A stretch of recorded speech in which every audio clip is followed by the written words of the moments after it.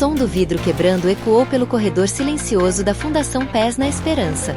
A taça caiu das mãos de Roberto Carlos, espatifando-se no chão de mármore como se simbolizasse exatamente o que ele sentia. A confiança despedaçada. No ecrã da sala de reuniões, uma planilha congelada exibia números frios, impiedosos. Dinheiro sumido. Transferências sem registro. Nomes de funcionários em quem ele acreditava. Pessoas que juravam servir a solidariedade, mas que agora pareciam como cúmplices de um desvio vergonhoso. Roberto respirou fundo, passando a mão na cabeça raspada, os olhos marejados de raiva e decepção. Meu Deus! A gente cria uma fundação para ajudar gente pobre, e o pobre é a gente que ajuda a enriquecer os ladrões de dentro. O silêncio pesou. Nenhum dos diretores ousou falar.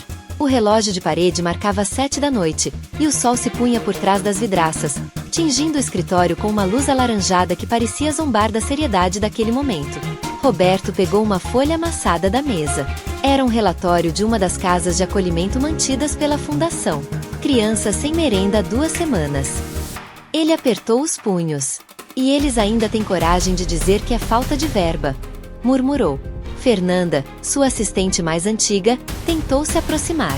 Roberto, calma. A gente pode resolver isso com auditoria, com investigação formal. Mas ele a interrompeu. A auditoria pega quem rouba, Fernanda. Eu quero pegar quem mente. Quem sorri na minha frente e rouba por trás. O tom da sua voz fez a mulher recuar um passo. Havia algo diferente em Roberto naquela noite. Não era só o cansaço de um homem que já tinha vencido tudo dentro de campo. Era a tristeza de quem via o jogo da vida ser manipulado por quem devia defender o time do bem. Ele caminhou até a janela, observando as luzes de São Paulo acendendo uma a uma, como estrelas impacientes. Lá fora, o barulho dos carros e o som distante de um vendedor ambulante gritando balas, chicletes, água, pareciam vir de outro mundo. E foi nesse instante que uma ideia começou a nascer. Horas depois, no seu apartamento simples, Roberto olhava um velho álbum de fotos. As imagens mostravam um garoto de sorriso largo, pés descalços, correndo num campinho de barro de garça. Lembrou-se do pai, do conselho que ouvia sempre. Filho, o homem bom não é o que fala bonito, é o que não muda quando ninguém tá vendo. Ele fechou o álbum devagar e olhou para o teto. Talvez eu precise ver o que ninguém tá vendo, murmurou. No dia seguinte, ele apareceu na fundação com um olhar sereno, mas determinado. Os diretores acharam que ele tinha dormido pouco, mas estavam enganados. Ele tinha dormido muito bem, porque já sabia o que ia fazer. Chamou Fernanda e disse: quero participar das entrevistas com os novos candidatos ao setor de projetos sociais. Ela sorriu, aliviada por vê-lo mais calmo. Claro, Roberto. As entrevistas serão amanhã. Temos 12 finalistas. Gente muito boa. Aliás, tem até uma moça chamada Carla, ex-funcionária de uma ONG grande. Brilhante. Roberto assentiu, disfarçando o interesse. Brilhante, é? Tomara que o brilho não seja falso. Fernanda riu, achando que era piada. Mas Roberto não sorriu. Naquela noite, ele desceu de carro até o centro, sem motorista, e parou em frente a uma loja de utilidades. Comprou uma camiseta branca simples, um boné velho e um par de muletas usadas. Pediu que o vendedor as amarrasse com fita adesiva, para parecer remendo de verdade. O homem da loja, sem reconhecer o ex-jogador, perguntou: o senhor está se preparando para alguma peça de teatro? Roberto respondeu: não, para uma peça da vida real. De volta ao carro, ele abriu o porta-luvas e tirou uma pequena caixa de metal. Dentro havia uma quantia considerável em notas de 50 e 100 reais, dinheiro que ele usaria para o teste. Ele respirou fundo, olhando as notas. Quantas pessoas conseguem tocar nisso sem se corromper? E assim, com o plano formado, decidiu. No dia seguinte, ele se sentaria disfarçado em frente à entrada principal da fundação, com um cesto de doces sobre as pernas e as notas dentro de uma caixa de plástico transparente. Ele queria ver o que os candidatos fariam quando o destino lhes oferecesse uma tentação. O sol nascia forte quando Roberto se posicionou na calçada da Avenida Paulista, em frente ao edifício de vidro da Fundação Pés na Esperança. Vestido com roupa simples, boné cobrindo parte do rosto, ele segurava um pacote de balas e uma pequena placa feita à mão. Ajude um trabalhador que perdeu a perna, mas não a fé. O calor era sufocante. O trânsito, caótico. As pessoas passavam rápidas, desviando sem sequer olhar. Mas ali, no meio daquela pressa anônima, o homem que um dia fez o mundo aplaudir sua potência e humildade estava invisível. Uma mulher bem vestida passou e balançou a cabeça. Esses pedintes estão em todo lugar, murmurou. Roberto ouviu, mas permaneceu imóvel. O suor descia pelo rosto, mas o coração estava firme. Ele queria ver até onde a humanidade ainda existia no coração das pessoas que se diziam do bem. O primeiro candidato chegou, um homem careca, terno marrom, pasta preta. Parou, olhou a placa e tirou do bolso uma nota de R$2. Deus te ajude, amigo. Colocou o dinheiro e entrou. Roberto sorriu por baixo do boné. Não era muito, mas era sincero. Minutos depois, uma moça jovem com cabelos cacheados passou, olhou-o com ternura e perguntou: "O senhor quer água? Tá muito calor." Ele balançou a cabeça, agradecido. Mas então veio Carla. Alta, elegante, sorriso confiante, saltos finos batendo na calçada como um tambor. Carregava uma pasta colorida, os cabelos presos num coque perfeito. Ao ver o vendedor ambulante, parou. Abaixou-se um pouco, mantendo o olhar doce. "Bom dia, senhor. Que coragem a sua, hein? Trabalhar mesmo sem condições." A voz dela era melosa, quase teatral. Roberto manteve a postura. "A gente faz o que pode, moça. A vida é dura, mas a fé ajuda." Ela riu, inclinando a cabeça. "Pois é, a fé ajuda. Mas o dinheiro ajuda mais, né?" Roberto fingiu não ouvir. Carla tirou da bolsa uma moeda de R$1, fez questão de balançá-la no ar para chamar atenção e colocou no cesto com um gesto exagerado. Mas enquanto falava com ele, seus olhos deslizaram discretamente para a caixa transparente cheia de notas. "Nossa, o senhor já ganhou bastante hoje, hein?" comentou, com um sorriso enviesado. Roberto apenas murmurou: "As pessoas são boas, moça. Só precisam acreditar." Ela olhou em volta, certificou-se de que ninguém observava, e com a velocidade de quem já tinha prática, levantou a tampa da caixa e puxou um punhado de notas. Guardou-as dentro da pasta, endireitou a postura e voltou o sorriso angelical. "Que Deus continue te abençoando, tá?" E foi embora. Roberto a acompanhou com o olhar, o coração apertado, mas sem demonstrar nada. Nem sempre o diabo chega com chifre. Às vezes vem de salto e perfume caro. Pensou.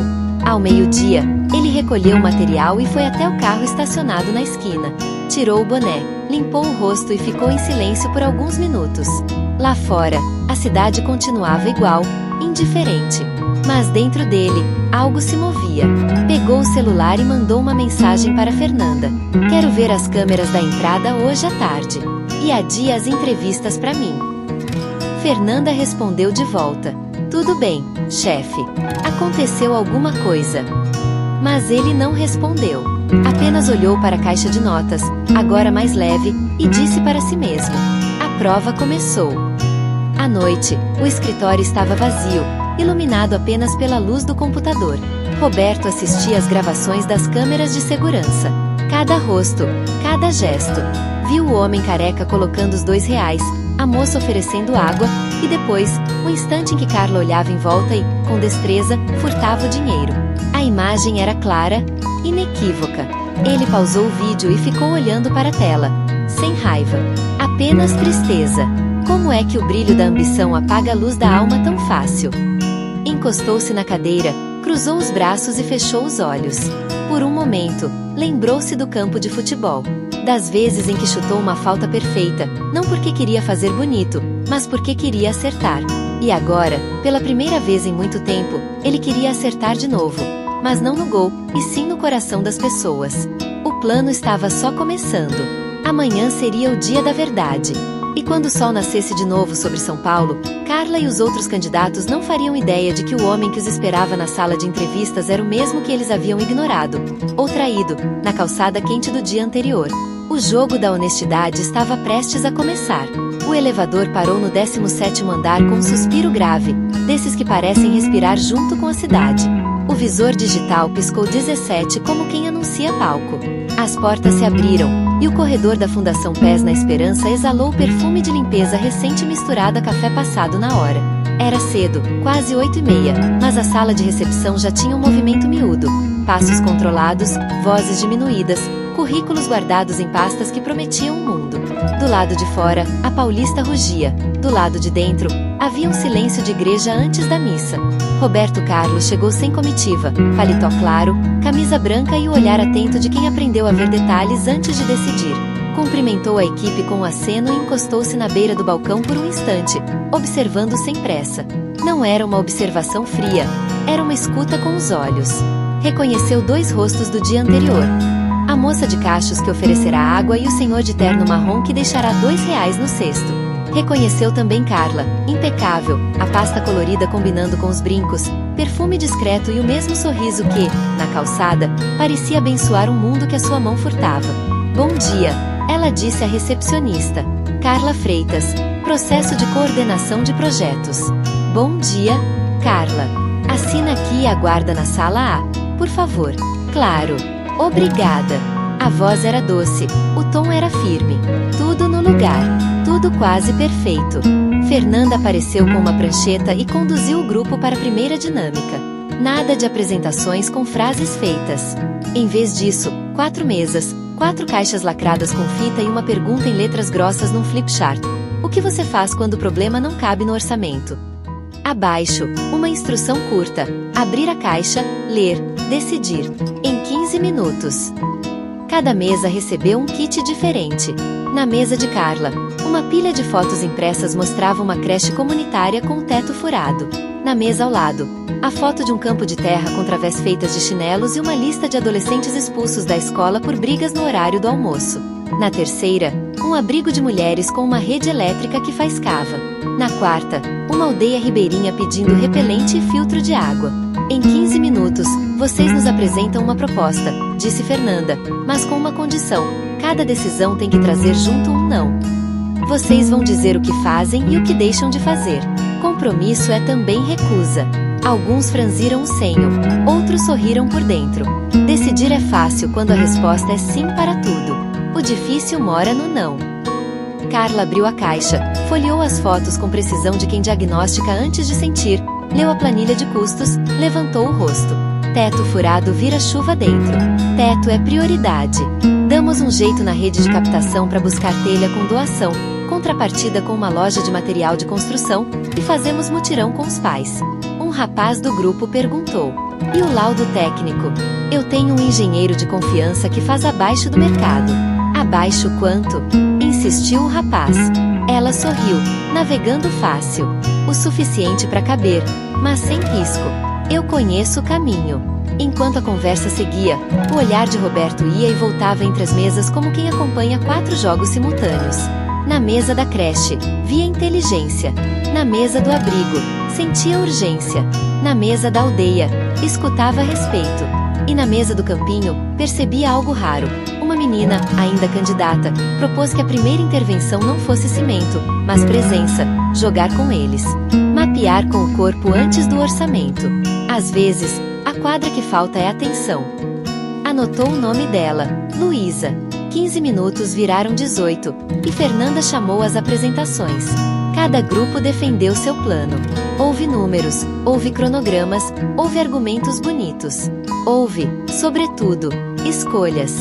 E, a cada não dito com clareza, a equipe da fundação respirava um pouco melhor. Transparência não é dureza, é cuidado. Na vez de Carla, ela trouxe o melhor de suas ferramentas. Uma fala limpa, uma lógica afiada, exemplos de cases que funcionaram. Afirmou que seria possível intervir no teto da creche em 3 semanas, com custo 30% menor que a média, e que resultados visíveis seriam comunicados aos doadores. Sérgio, o gestor de operações, levantou a mão. Visíveis para quem? Para quem financia e para quem recebe, claro. E como você garante que visível não vaza a privacidade de quem mora ali? Carla não vacilou. Política de imagem, termo de consentimento, e a gente mostra processo, não rosto. Ótimo, disse Fernanda. Sem vitrine. Sem vitrine, repetiu Carla, com convicção. Roberto anotou a frase. Na calçada, o sem vitrine teria outra legenda. A segunda prova veio sem aviso. Bruno, o psicólogo, entrou com um telefone sem fio, entregou a cada candidato um headset e pediu: vocês vão receber uma ligação. Uma mãe. Um pedido. Sigam o protocolo e o coração, nessa ordem. No fundo da sala, 2 atrizes aguardavam. Não era farsa, era simulação séria. Carla atendeu a primeira. Do outro lado, a voz trêmula. Moça, por favor, me ajuda. Meu menino não recebeu o kit de higiene. A escola pediu, ele tá com vergonha. Carla se ajeitou na cadeira. Respirou. Senhora, seu nome completo e o da criança, por favor. É Jéssica. E ele é o Kaique. Carla digitou num formulário rápido. Passou o protocolo. Orientou. Vamos verificar com a escola e retorno em 2 horas. Tudo bem? É que 2 horas é muito tempo quando a gente tem vergonha, moça. Carla manteve o tom. Eu entendo, Jéssica. Vou agilizar. Mas preciso dos dados. Foi preciso. Foi correto. Foi um pouco frio. Bruno anotou assertiva. Baixa validação emocional. Na mesa ao lado, Luísa ouviu a voz e primeiro respirou com ela. Eu tô te ouvindo, Jéssica. A vergonha não é sua. Fica comigo 2 minutinhos. Já vou ativar o time. Posso te pedir os dados enquanto isso? Anotou sem perder a pessoa. Bruno escreveu protocolo com calor. Daniel, o senhor do terno marrom, fez algo fora do previsível. Jéssica, se você topar, eu ligo pra diretora agora. Fico em conferência com você e a gente resolve em conjunto. Não prometo milagre, mas prometo ficar na linha. Bruno levantou as sobrancelhas. Protocolo criativo. Anotou cocriação. Quando Roberto foi chamado para uma debriefing curto com os avaliadores, a sala já carregava outra temperatura. Ele ouviu as impressões, fez poucas perguntas, pediu que ninguém concluísse nada antes da última etapa. Hoje a gente não contrata mão, contrata coração. Mas coração trabalha com cabeça. Segura o ímpeto e olha de novo. Fernanda sorriu. Conhecia aquele modo. O ex-jogador que entende que jogo se vira no detalhe, no último passe, na pausa. A terceira prova foi a que menos parecia prova. Almoxarifado. Dona Jandira, a chefe do depósito, mãos firmes, olhos que medem sem medir, recebeu os candidatos com um avental florido e um bloco de notas. É simples. Montar 50 kits de higiene e 30 cestas de emergência com o que tem aqui, seguindo o padrão de validade, lacre, etiqueta e nota. Sem foto, sem live. Só trabalho bem feito. Abriu-se um mundo. Prateleiras, caixas, lacres, rolos de fita, etiquetas com data e hora. A coreografia do cuidado começou a dançar. Carla entrou no ritmo rápido. Leu o procedimento no quadro, tirou foto para lembrar, distribuiu tarefas, deu um leve bronqueio quando viu uma colega colando etiqueta torta. Gente, estética é respeito. Jandira, que do respeito é doutora, observou sem julgamento. Em dado momento, viu Carla colar uma etiqueta nova por cima de uma antiga num sabonete líquido. Aqui, não, minha filha, disse mansa. A gente troca o frasco, não a data. Carla sorriu, corrigiu, seguiu. Daniel se atrapalhou nos primeiros kits, pediu desculpa por desperdiçar um lacre, reaprendeu e, depois de 5 tentativas, fazia tudo no mesmo tempo que os mais rápidos. A humildade dele era silenciosa como tarefa bem feita. Luísa montava cestas com um cuidado que parecia carta. Em cada uma, além do que o protocolo exigia, ela colocava um bilhetinho manuscrito. Se faltar algo, liga pra gente. Ninguém fica pra trás. Jandira viu, não interferiu. Às vezes, a melhor regra é deixar o bom exagero acontecer. 1 hora de trabalho. Mãos colando, olhos conferindo, fita chiando, caixas enchendo. A sala ganhou um cheiro de papelão novo e dignidade. Roberto passou rapidamente pelo depósito e encostou na porta. Viu Carla corrigindo um colega com jeito de gerente apressada. Viu Daniel pedindo licença para refazer um kit mal lacrado. Viu Luísa orientando um candidato a separar absorventes em pacotes menores porque pudor também é logística. Viu Jandira sorrindo de canto, a aprovação que vale mais que nota. Como tá indo? Roberto perguntou baixinho a Jandira. Tem gente que faz barulho e tem gente que faz serviço. Respondeu. Os dois cabem. Mas a gente precisa mais do segundo. E ela? Ele indicou Carla com o queixo. Faz muito. Quase bom demais. Só me preocupa quando o perfeito aparece cedo. Roberto assentiu. A memória da calçada mexeu por dentro como vento que passa e deixa a folha arrepiada. Hora do almoço. No refeitório, arroz, feijão, salada, frango ensopado e suco. Conversas miúdas, risos tímidos, trocas de telefone. Carla sentou com 2 candidatos, contou de sua experiência em uma ONG internacional, citou indicadores, falou de compliance como quem respira. O Brasil precisa de profissionalismo, concluiu, mordendo um pedaço de pão. Não adianta só boa vontade. Do outro lado do salão, Daniel falava de outra coisa. Se a gente errar, a gente pede desculpa e conserta. Isso é profissionalismo também. Luísa ouviu os 2 mundos e ficou com um pé em cada um. Talvez o Brasil precise de profissionalismo com ternura. Roberto passou entre as mesas, prato na mão, e cumprimentou todos sem formalidade. Não discursou. Sentou ao lado de um rapaz calado e perguntou de onde ele vinha. Sapopemba. Longinho. Longinho e perto, corrigiu o rapaz, sorrindo. Quando a gente quer, tudo chega. Roberto guardou a frase. A última prova do dia juntava técnica e alma. No auditório pequeno, as cadeiras formavam um semicírculo. No telão, 4 casos reais mascarados. Uma escola com quadras sem drenagem, um abrigo com goteira na cozinha, um centro de migrantes com surto de sarna, uma aldeia com água contaminada. Vocês têm 40 minutos para propor um plano de 90 dias para 2 casos. Com metas mensuráveis, mas com a ética como meta maior, explicou Fernanda. E atenção, qualquer plano pode ser bom no papel. Queremos ouvir o que vocês não fariam, mesmo que desse engajamento. Os grupos discutiram. Houve, claro, soluções boas e soluções apressadas. Em um momento emblemático, quando alguém sugeriu contar a história de uma mãe em vídeo para mobilizar doação, Carla acenou com a cabeça, pronta para compor o script. Luísa interrompeu. A mãe é história para a gente ou para ela mesma? Silêncio breve. Para ela mesma, disse Roberto, do fundo, sem se impor. Pra gente, é parceria, não enredo. Carla retomou o prumo. Podemos mostrar mãos, processos, prateleiras, o chão molhado que secou. Sem vitrine, como combinamos. Isso, reforçou Fernanda. Sem vitrine é política da casa. Sem vitrine. A frase batia em Roberto como sino que chama, não pela beleza, mas pela ironia com o ontem. O relógio correu. Apresentações finais. Palavras bem encaixadas. O time interno trocou olhares. A peneira afinava. Fernanda pediu uma pausa.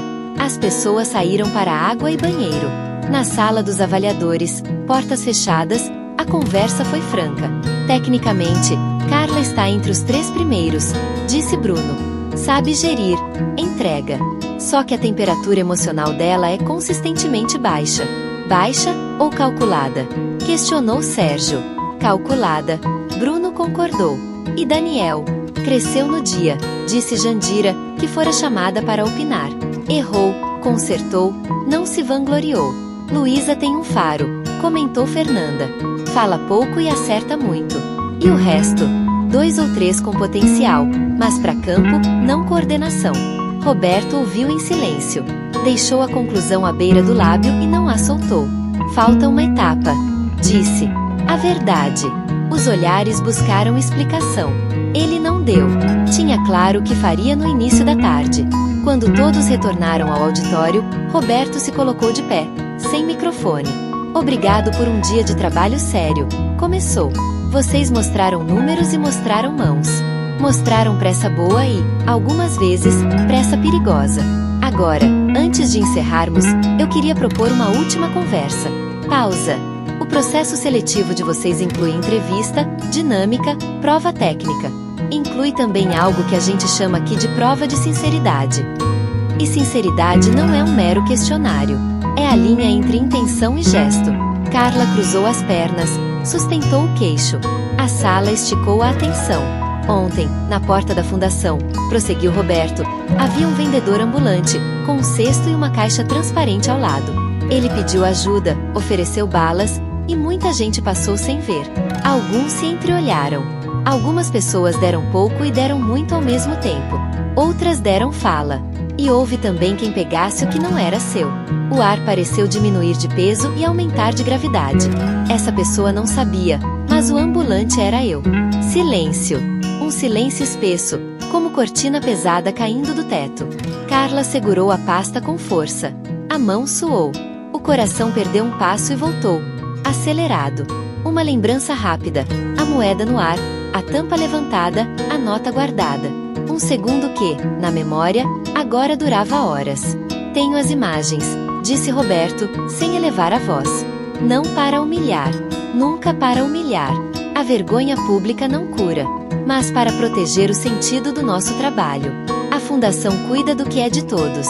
E o que é de todos não entra no bolso de um só. Ele respirou.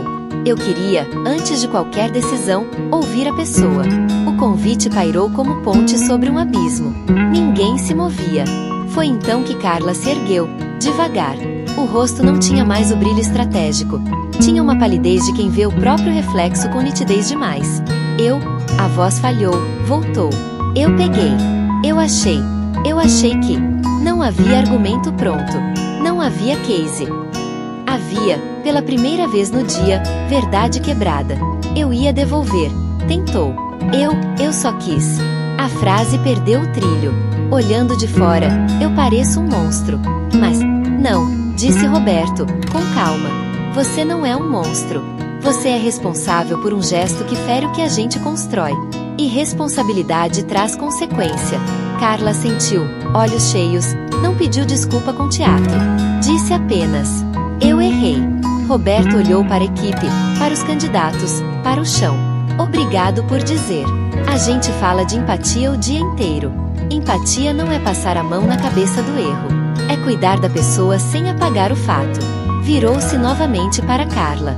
Nós vamos conversar à parte. Sem espetáculo. Agora, vamos encerrar a etapa formal. Carla sentou. O corpo inteiro parecia diminuir dentro da cadeira. Havia, no ar, um silêncio que não condenava, mas também não absolvia. Era o intervalo entre ferida e curativo. A sessão final trouxe os anúncios preliminares. Nada de nomes ainda, apenas o recado de que a decisão sairá na manhã seguinte. A equipe orientou quem quisesse permanecer no programa de voluntariado. Falou do Sem Vitrine, explicou sobre o conselho comunitário que participaria das decisões. A recepção virou corredor de promessas tímidas. Gente que ia embora, gente que ficava, gente que ainda não sabia. No fim da tarde, quando o prédio já cheirava café requentado e cansaço bom, Roberto chamou Fernanda, Bruno, Sérgio e Jandira para a sala pequena. Fechou a porta com a serenidade de quem não faz suspense. Faz cuidado. Amanhã a gente comunica os selecionados, disse. Mas hoje eu queria agradecer vocês por segurarem a barra do como e não só do quanto. Olhou para Jandira. Seu almoxarifado ensina mais ética que muito curso. Ela riu, enxugando a mão no avental. Meu almoxarifado só organiza prateleira. Quem ensina é o exemplo de cima. De cima e de baixo, corrigiu ele. A gente só fica em pé quando os dois se encontram. Ele saiu da sala e andou sozinho até a portaria. Seu Arlindo, o porteiro de bigode, lhe deu um aceno. Dia puxado. Dia de aprender, respondeu Roberto.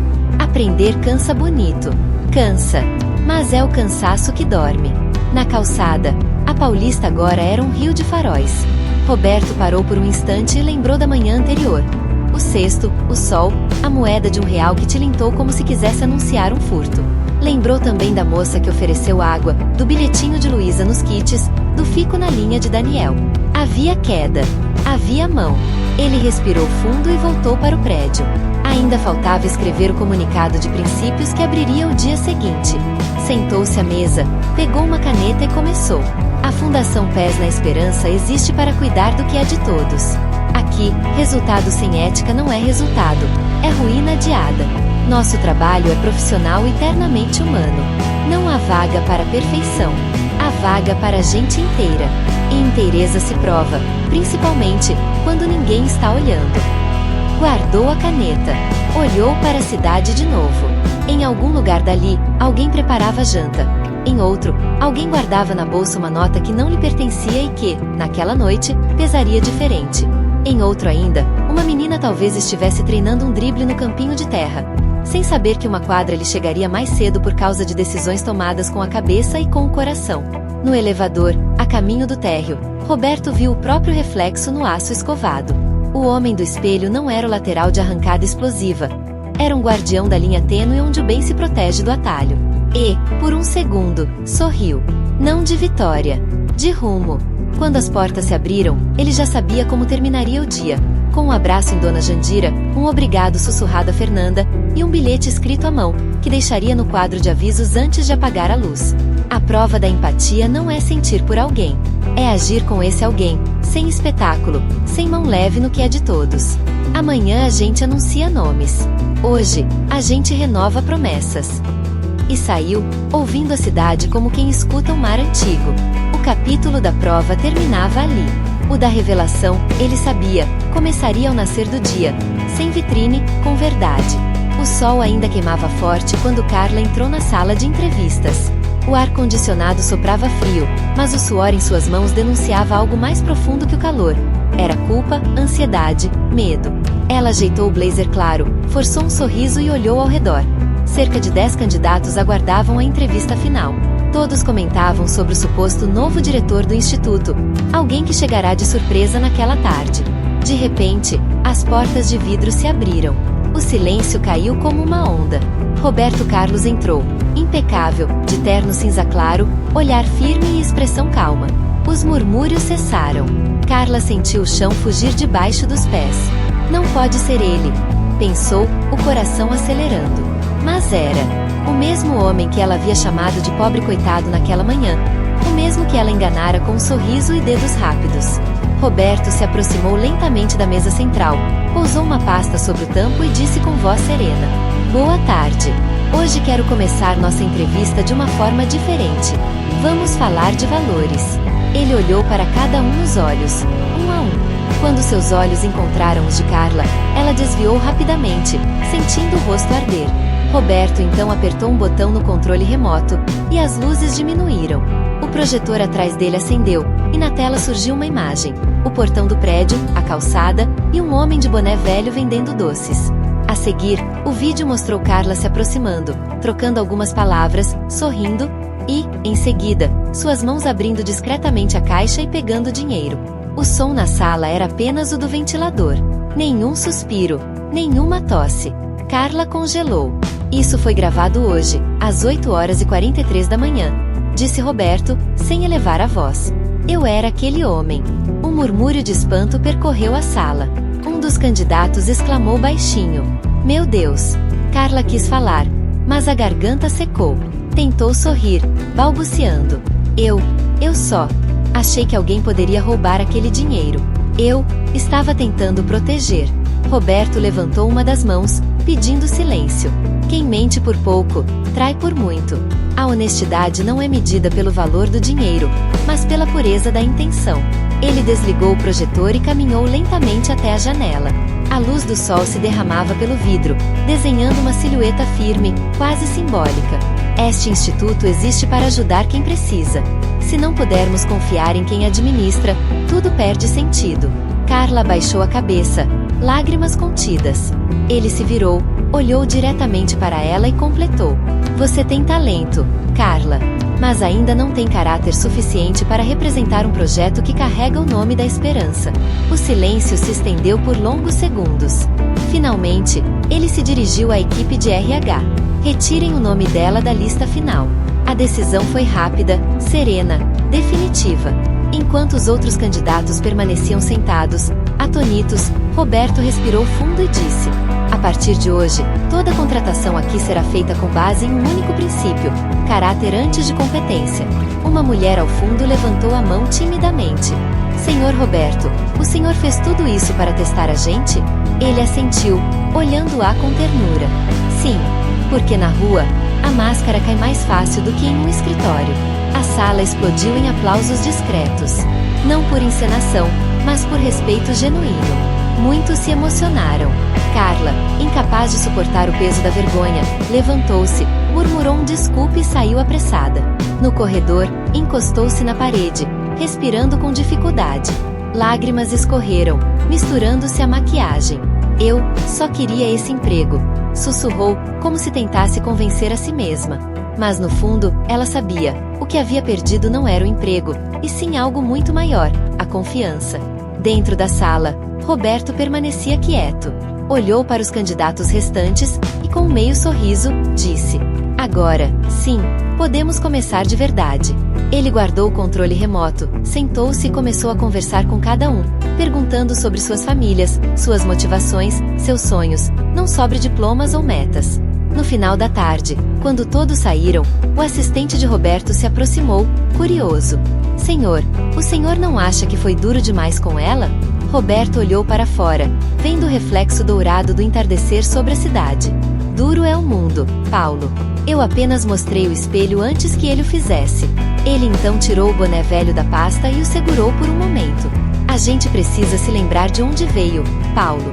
Só assim o poder não corrompe.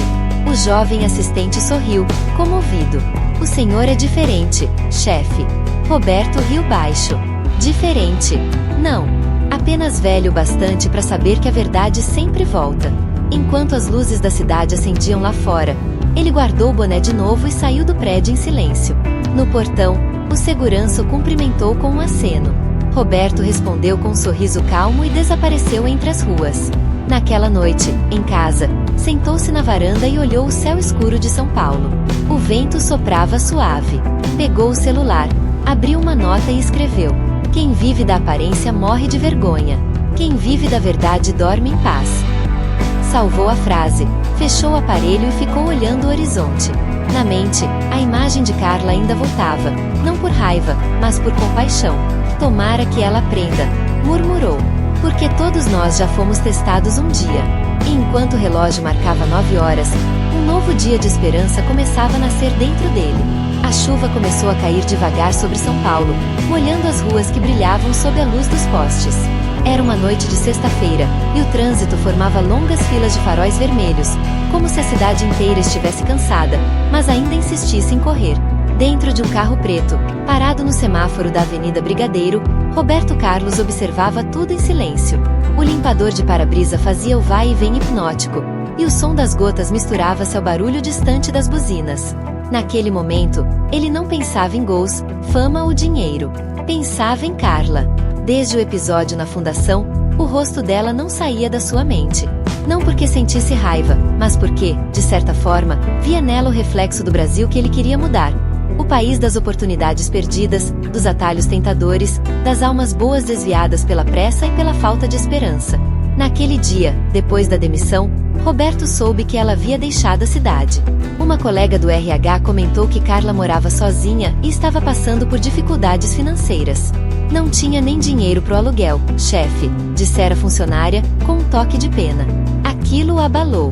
Ele sabia que a punição era necessária, mas o coração ainda pesava. Porque no fundo, o propósito da fundação nunca fora julgar, e sim recuperar. O semáforo abriu, e o carro avançou lentamente. Roberto estacionou perto de uma pequena padaria do bairro da Lapa, e entrou para tomar um café. O lugar era simples, com cheiro de pão quente e azulejos antigos nas paredes.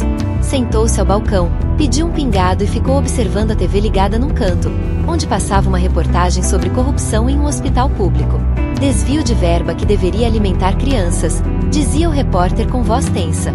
Roberto suspirou. Parecia uma repetição da própria história dele. O dono da padaria, um homem de cabelos grisalhos e olhar cansado, percebeu o semblante reflexivo do ex-jogador.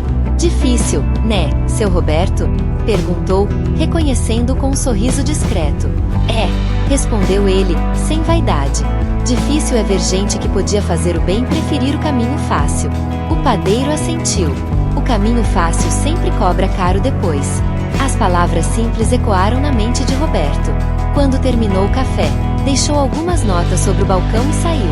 Mas antes de entrar no carro, viu uma figura familiar do outro lado da rua. Uma mulher sentada na calçada, encolhida sob um toldo, tentando se proteger da chuva. Ao lado dela, uma mochila rasgada e um olhar vazio. Era Carla. Roberto hesitou por um instante. O impulso inicial foi atravessar e falar com ela, mas algo fez parar. Observou-a em silêncio, tentando entender o que restava da mulher confiante que ele havia conhecido. O salto alto havia desaparecido, o coque perfeito também. Agora era apenas uma mulher cansada, com o rosto marcado pela culpa e pela derrota. Ele atravessou devagar, parando diante dela. Carla. Ela levantou o rosto, surpresa. Por um segundo, pareceu não acreditar no que via. Senhor. Roberto. Ele assentiu. Você está bem? Ela riu, mas o som saiu fraco, quase um soluço. O senhor devia me odiar. E em vez disso, me pergunta se eu tô bem? Roberto sentou-se ao lado dela, ignorando a chuva fina. Eu não te odeio, Carla. Só fiquei triste. Ela olhou nos olhos. O senhor me deu uma lição que eu nunca vou esquecer. Eu perdi tudo, mas talvez tenha ganhado algo mais. O quê? Perguntou ele. A vergonha de ser quem eu era. E a vontade de mudar. Ficaram em silêncio por alguns segundos, ouvindo apenas o barulho da água descendo pelas calhas. Roberto então abriu a mochila que carregava e tirou um envelope. Isso aqui era para outro projeto, mas acho que o destino mudou o endereço. Ela olhou desconfiada. O que é isso? Uma carta de recomendação. Para um curso de gestão social que a Fundação está abrindo em parceria com a Universidade de Campinas. Eles aceitam pessoas com passado, desde que tenham vontade de ter futuro. Carla ficou imóvel. O senhor tá me oferecendo uma segunda chance? Não, Carla. Ele sorriu. Eu tô te oferecendo uma chance nova. A primeira, a gente desperdiça. A segunda, a gente entende. Ela segurou o envelope com as mãos trêmulas. As lágrimas vieram, silenciosas. Eu não mereço isso. Ninguém merece o perdão, respondeu ele. A gente o recebe justamente quando não merece. A chuva engrossou, mas nenhum dos dois se levantou. O vento trazia o cheiro de terra molhada, e os carros passavam apressados, indiferentes àquela cena pequena e grandiosa ao mesmo tempo.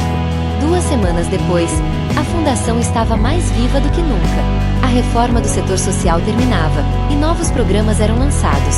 Bolsas de estudo, capacitação para jovens de comunidades, e um projeto inovador chamado O Valor que Não Se Compra, criado por Roberto pessoalmente. O conceito era simples: selecionar jovens com talento, mas antes do processo seletivo, observá-los em ações reais de empatia.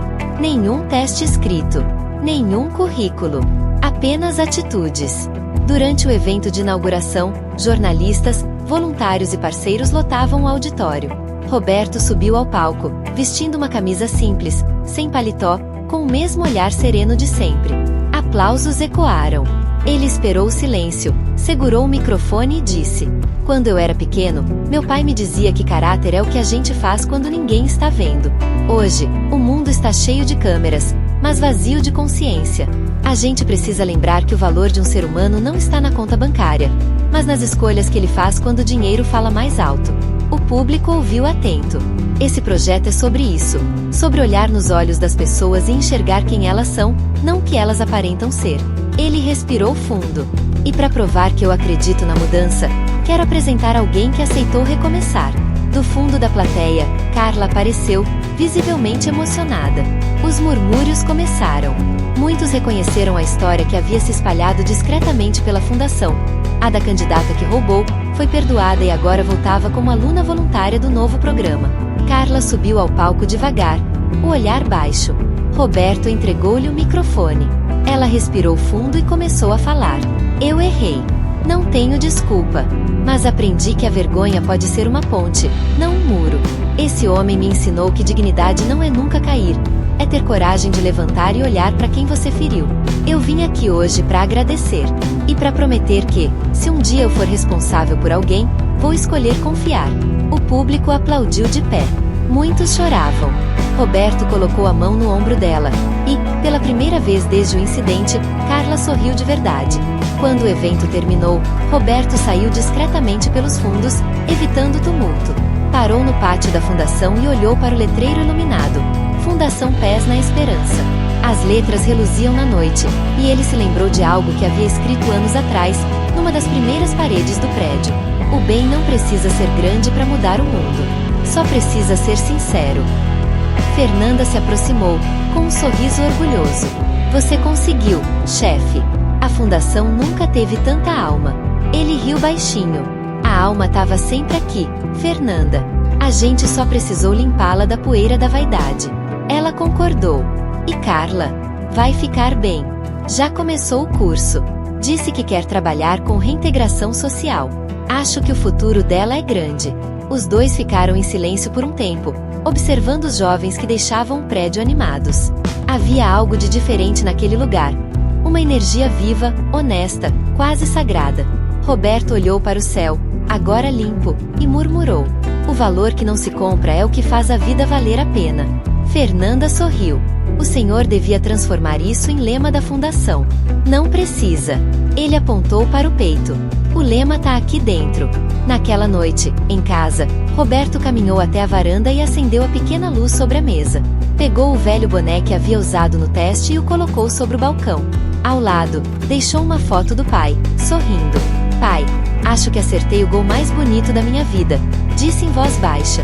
O vento soprou leve, movendo as cortinas, e por um instante ele sentiu uma paz rara.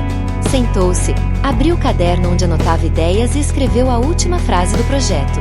A honestidade é o único investimento que nunca dá prejuízo.